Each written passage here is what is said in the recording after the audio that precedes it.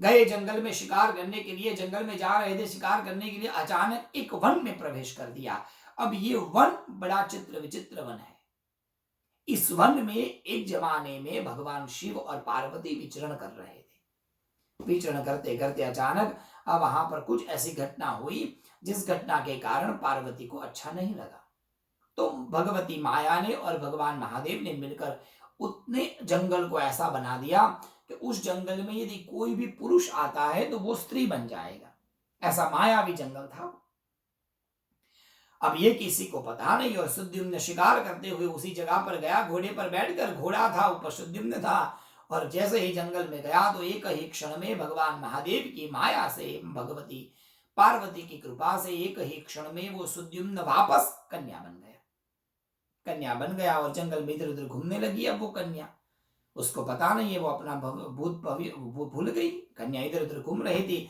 करते करते वो वहां से एक पास में आश्रम था, बुद्ध का आश्रम, वहां चली गई और उसी बुद्ध के साथ में विवाह कर कर वो स्त्री वहां रहने लगी। और उन दोनों के द्वारा पुरुरवा का जन्म हुआ। पुरुरवा नाम का उनको पुत्र हुआ। बहुत वर्ष बीतने के बाद में एक दिन इस कन्या को कुछ याद आया, कुछ बात याद आई कि मेरे जीवन में कुछ गड़बड़ है, कहा मेरे माता पिता कौन है मुझे कुछ पता नहीं। तब उसने साधना कर कर, उपासना करके अपने पति की सहायता लेकर कहा कि मुझे मेरे जीवन के बारे में जानना है। तब दोनों ने साधना की। साधना के द्वारा उनको सब याद आया कि जन्म के समय वो इला थी, बाद में वो भगवान हरि की कृपा से पुत्र बनकर सुद्युम्न बने, और बाद में भगवान शिव और भगवती की माया के द्वारा जब वो जंगल में प्रवेश कर दिया तो जो वापस कन्या बन गई। जब उनको याद आया तो अब वही बुध और उनकी पत्नी वो दोनों भगवान शिव के पास गए और भगवान शिव को जाकर कहा कि भगवान आप अब कोई रास्ता बताइए जिससे मैं मेरे वास्तविक तत्व को पालूं। तब भगवान शिव ने बताया कि जीवन में व्यक्ति को अपने वास्तविक तत्व को यदि जानना है, अपने मूल रूप को जानना है, वो कहां से आया, उसका वास्तविक रूप क्या है, यदि वो जानना है तो उसके लिए एक ही उपाय है, वो यदि माया को जाने, वो प्रकृति को समझ ले। यदि वो प्रकृति को समझ लेगा, शक्ति को जान लेगा, ये पूरी माया के वैभव को यदि जान लेगा तो वो अपने आप को भी जान लेगा। तब उन्होंने प्रश्न किया कि ये माया क्या है, शक्ति क्या है। तब भगवान महादेव ने कहा कि इसके लिए आप एक काम करिए, उसके लिए आप देवी भागवत का श्रवण करिए। यदि देवी भागवत का श्रवण होगा तो व्यक्ति अपने तत्व को जान लेगा। उसके बाद में वो सुद्युम्न ने जो स्त्री बनी हुई थी, वो स्त्री के रूप में उसने और बुध ने दोनों ने देवी भागवत का अनुष्ठान किया, देवी भागवत का अध्ययन किया, और उसी अध्ययन के द्वारा वो पुनः अपने मूल रूप में सुद्युम्न के रूप में आ गए और अपने राज्य में जाकर उन्होंने बहुत अच्छा राज्य बनाया और लंबे अरसे तक उन्होंने सुख को भोगा। भाग्यवंत बनकर, विद्यावंत बनकर अपने जीवन को यापन किया। सज्जनों, कहने का तात्पर्य यही है, देवी भागवत के माध्यम से ही उस इला ने, उस कन्या ने अपने वास्तविक तत्व को जाना। वेदांत कहता है अपने वास्तविक तत्व को जानना ही मोक्ष है। जब व्यक्ति उस तत्व को जान लेता है तो वो उसके लिए अब और कुछ जानने के लिए नहीं बचता, अर्थात वो मुक्त हो जाता है। तो इसीलिए आचार्य शंकर ने भी कहा कि आप अपने स्वयं को जानिए। मैं कौन हूं, ये मेरा शरीर क्या है, ये मेरा शरीर कैसे चलता है, कितना दिव्य शरीर बनाया साहब भगवान ने। आंखें कितनी सुंदर बनाई, हम पूरे विश्व को देख सकते हैं। कितने सुंदर कान बनाए, हम कथा को सुन सकते हैं। कितनी अच्छी जिह्वा बनाई, हमारे अंदर जो भाव है शब्दों के रूप में हम प्रकट कर सकते हैं। ऐसे शब्द बोल सकते हैं कि जिससे सामने वाले का हृदय तोड़ दे। ऐसे शब्द भी हम बोल सकते हैं कि जिसके द्वारा सामने वाले को हम अच्छा भी बना दे, शब्द से ही मार दे और शब्द से ही लोगों को तार दे। कितनी शक्ति भगवान ने हमारे शब्दों में दी है। इसलिए इन शब्दों के द्वारा, इन प्रकृति के द्वारा हमें अपने आप को जानना चाहिए। ऐसा क्या है हमारे शरीर में, कितना भी खाते हैं हमारा खून लाल बनता है। कैसा अद्भुत शरीर भगवान ने बनाया। बाहर से यदि कोई व्यक्ति मांस खाता है तो अंदर जाकर वो पच जाता है। पर सालों से अंदर मांस पड़ा है, वो कभी नहीं पचता। ऐसा क्यों? ऐसी कौन सी शक्ति है उस शरीर में? उसको जानना चाहिए। और अपने स्वयं के तत्व को जानने के लिए है देवी भागवत। देवी भागवत के ग्रंथ से व्यक्ति स्वयं के तत्व को, आत्म तत्व को, प्रकृति तत्व को जान सकते हैं। मैं आपको विश्वास दिलाता हूं, 7 दिन की अथवा तो 9 दिन की आप जब भी देवी भागवत सुनेंगे, यदि वो वास्तविक रूप से देवी भागवत के गुढ़ार्थ को, तत्वार्थ को यदि सुनेगा, तो वो व्यक्ति अपने स्वयं के तत्व को भी जान जाएगा। क्योंकि पूरे भागवत में प्रकृति का विस्तार से वर्णन है। इसी प्रकृति का वर्णन कर्दम ऋषि ने अपनी माता देवहूति को भी बताया था, जो है सांख्य शास्त्र। कितने तत्व है प्रकृति के, कौन से तत्वों से ये पूरी दुनिया चलती है, कौन से तत्वों से ये शरीर चलता है। तो इसीलिए देवी भागवत के माध्यम से हम उस तत्व को जान सकते हैं। देवी भागवत के महात्म्य में दूसरा अर्थ बताया गया कि असंभव कार्य भी संभव हो सकते हैं।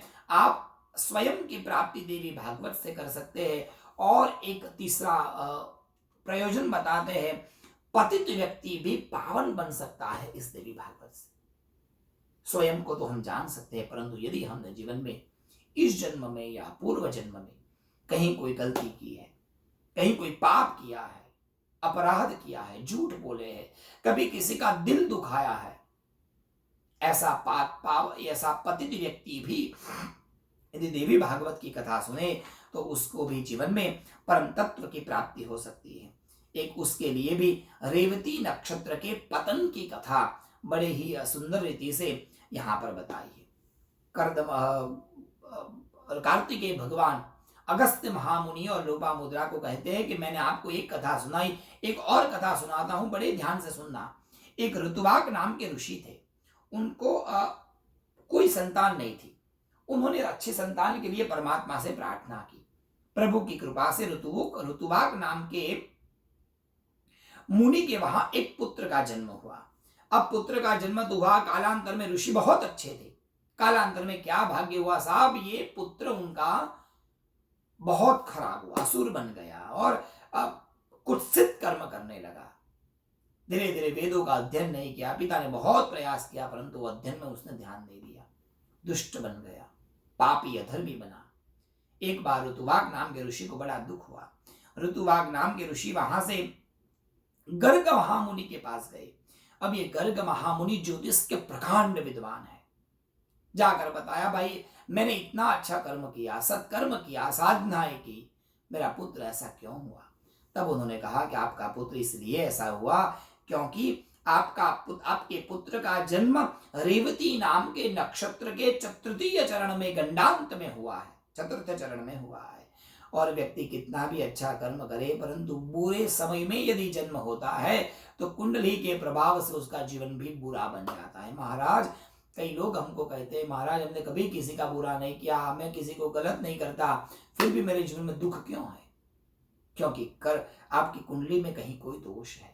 जन्म के समय ग्रहों की गति खराब थी, इसलिए उसका प्रभाव हुआ। महामुनि को बड़ा गुस्सा आया, ऋतुवाक को शाप दे दिया रेवती को, तुम्हारे कारण मेरे पुत्र की ऐसी दशा हो गई, मैं तुम्हें शाप देता हूं, पतित हो जाओ। और साहब रेवती को आकाश से गिरा दिया। अर्थ ये है, अब रेवती नक्षत्र दूषित हो गया। उस रेवती नक्षत्र में कोई व्यक्ति सत्कर्म नहीं करता था। रेवती नक्षत्र जिस पर्वत पर गिरा, उस पर्वत का नाम रैवतक हुआ। और वहां पर जिस जगह पर रेवती नक्षत्र गिरा, वहां से एक कन्या का जन्म होता है। एक कन्या वहां से प्रकट होती है। उसी आसपास के जंगल में एक प्रमुच मुनि का ऋषि थे। वो प्रमुच मुनि इस कन्या के पालक पिता बनते हैं। कालांतर में एक दुर्दम नाम के राजा के साथ में उस कन्या का विवाह निश्चित किया जाता है। और ये जो पुत्री थी वो कहती है कि पिताजी मेरा विवाह रेवती नक्षत्र में ही करना। कहा बेटा तुम्हारा विवाह रेवती नक्षत्र में तो करूं, परंतु रेवती नक्षत्र तो पतित हो गया है, उस नक्षत्र में हम कोई शुभ कर्म नहीं कर सकते क्योंकि वो पतित है। तब पुत्र ने कहा नहीं पिताजी, कुछ भी करके आप रेवती की पुनः स्थापना करें। और तब जाकर ऋषियों ने मिलकर रेवती नक्षत्र को पुनः स्थापित करने के लिए देवी की एक दिव्य उपासना की। उपासना के द्वारा पतित रेवती का पुनः देव मार्ग के द्वारा आकाश में ब्रह्मांड में स्थापन किया गया और तब से रेवती नक्षत्र में सत्कर्म, अच्छे कर्म, विवाह आदि कर्म शुरू होने लगे।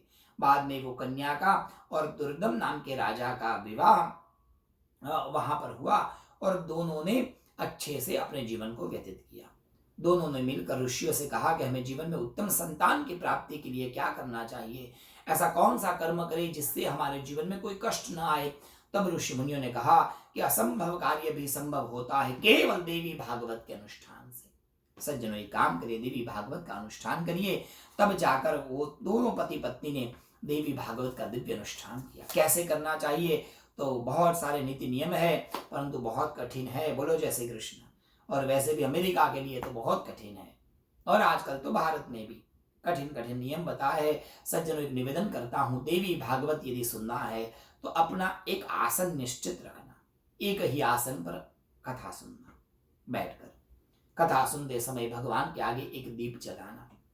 घर में माँ भगवती की यदि मूर्ति तस्वीर है, उनके आगे जब तक ये कथा चले तब तक दीप जलाकर इस कथा को सुनना। शास्त्रों में बताया गया है, कथा सुनते समय जो भाव मन में होता है वैसा फल मिलता है। जरूर परमात्मा को प्रार्थना करना। परमात्मा कोरोना का काल है चारों तरफ, भगवान इस कोरोना से सबको शांति मिले, सबकी रक्षा हो, आने वाला संवत्सर, आने वाला वर्ष अच्छा रहे, ये भावना जरूर मन में रखना। जब हमें अनंत भाई से बात हुई तो अनंत भाई ने बहुत स्पष्ट शब्दों से कहा, पहले तो ये देवी भागवत की बात हुई तो पहले विचार आया कि जून जुलाई में करेंगे, सब ठीक हो जाएगा, सब वैक्सीन ले लेंगे। अनंत भाई ने कहा, नहीं सागर भाई, ये कथा पैसों के लिए नहीं है, ये कथा हम कर रहे हैं देवी की साधना के लिए, और चैत्र मास से बड़ी कोई साधना नहीं है। बिल्कुल बात सही है कि आज मंदिरों को बहुत आवश्यकता है पैसों की, क्योंकि कोरोना में जरूरत है देवालय की रक्षा की, हम सब उसमें सहायता जरूर करें। पर देवी भागवत का अनुष्ठान जो है ना, वो अनुष्ठान बिल्कुल और बिल्कुल देवी की कृपा के लिए है। ये मेरा और अनंत भाई के हृदय का बिल्कुल भाव। अनंत भाई ने बहुत मुझे कहा कि ये कथा मात्र और मात्र भगवती की आराधना का ही हमारा उद्देश्य है, इसलिए जरूर आप उसमें सहभागी बनिए। किस तरह से आप देवी भागवत में जुड़ सकते हैं, उसके लिए जरूर आप टोलेडो टेम्पल में फोन करिए, आनंद भाई से बात करिए, और आप अपनी सेवा, अपने शक्ति को वहां जरूर समर्पित करें, और इस देवी भागवत को दिव्य बनाए, देवी भागवत नीति नियम बनाए। वैसे तो बताया गया कुछ नहीं खाना है, बोलो जैसे कृष्ण, 7 दिन तक भूखे रहना है, नहीं रह सकते तो एक समय भोजन करिए। एक समय भोजन नहीं कर सकते तो कोई बात नहीं, आप एक समय में भोजन नहीं कर सकते तो कोई बात नहीं, आप समय समय पर जब मिले ऐसा भोजन करिए कि जिससे हम कथा में विक्षिप्त न हो, कथा में ध्यान रहे, इतना थोड़ा सा भोजन करिए और कथा श्रवण ही प्रमुख प्रयोजन रखिए। कथा के माध्यम से देवी की आराधना करें, उपासना करें। और मैं आपको एक विश्वास दिलाना चाहता हूं, इन 7 दिनों में आप देवी के दिव्य रूपों को जानेंगे। इतनी सुंदर कथा है जो अनछुई कथा है, बहुत कथाओं पर आज तक पर्दे पड़े थे, इसलिए जहां जहां देवी की कथा है, वैष्णव देवी में 3 पत्थर क्यों है, वो 3 पिंडियां क्या है, क्यों माँ को भगवती को चना चढ़ाया जाता है, क्यों भगवती को वहां हलवा चढ़ाया जाता है, क्यों श्रृंगार दिया जाता है, उसके पीछे पीछे एक एक कथा है। शक्ति पीठों की कथा, देवी के अवतारों की कथा हम जानेंगे, समझेंगे इस चैत्र मास में। तो आप सब से एक निवेदन है, इन 7 दिनों में आप जुड़कर इन कथा को सफल बनाइए। फेसबुक पर जाकर इन कथा को शेयर करिए आपके पेज पर, जिससे लोग सुन पाए और लोग इन कथा के द्वारा अपने जीवन को पावन एवं पवित्र कर पाए। और सब व्यक्ति से आप सभी सज्जनों से एक निवेदन है, इसी कथा को जितना हो लोगों तक पहुंचाइए, जिससे लोग देवी के बारे में वास्तविक रूप से जाने और जानकर माँ की भक्ति करें। तो 7 दिनों तक हम बैठकर इस विषय पर चर्चा विचारणा करेंगे। आज समय हो चुका है, इसलिए महात्म्य को माँ भगवती जगदम्बा के चरणों में समर्पित करते हुए कल श्रोता और वक्ता के लक्षण और बाद में देवी के एक एक अवतार, किस तरह से माँ भगवती ने महाकाली, महालक्ष्मी, महासरस्वती 3 रूप में अवतार लिया, कैसे वो ही 3 भगवती दुर्गा बनी, वो ही दुर्गा कैसे चामुंडा चंडी, वो ही दुर्गा रक्त बीजाशिनी कैसे महिषासुर मर्दिनी, और वो ही जगदम्बा ने कब ललिता त्रिपुर सुंदरी का स्वरूप लिया, श्री चक्र का महत्व क्या है, लक्ष्मी की साधना कैसे करनी चाहिए, धन संपत्ति को जीवन में कैसे पाया जाए, और कैसे अपार संपत्ति का मालिक बना जाए। ऐसी बहुत सारी कथाएं देवी भागवत में है। सुनना है तो जरूर कल जुड़िए और कल जुड़कर इस कथा को हम सुनेंगे। विशेष जानकारी हेतु आप टेम्पल के पेज पर जाकर वहां से जानकारी प्राप्त कर सकते हैं। हिंदू टेम्पल ऑफ टोलेडो के फेसबुक के पेज पर जाकर, अथवा वहां फोन करके विशेष जानकारी लिए मुझे भी फोन कर सकते हैं और फोन करके विशेष जानकारी प्राप्त करें और कथा में जरूर जुड़े।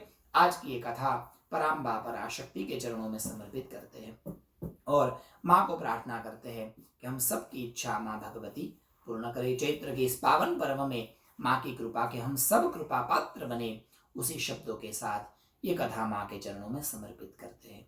बोलिए श्री आद्य शक्ति अम्बे मात की जय, भगवती दुर्गा मात की जय, बोलिए साचे दरबार की जय। नमः पार्वती पतये हर हर महादेव हर। आज की कथा प्रभु के माँ भगवती के चरणों में समर्पित। कल कथा में हम सब पुनः मिलेंगे। आइए सब लोग मिलकर भगवती की इस कथा के पहले दिन की उत्तर पूजा एवं आरती में सहभागी बनेंगे।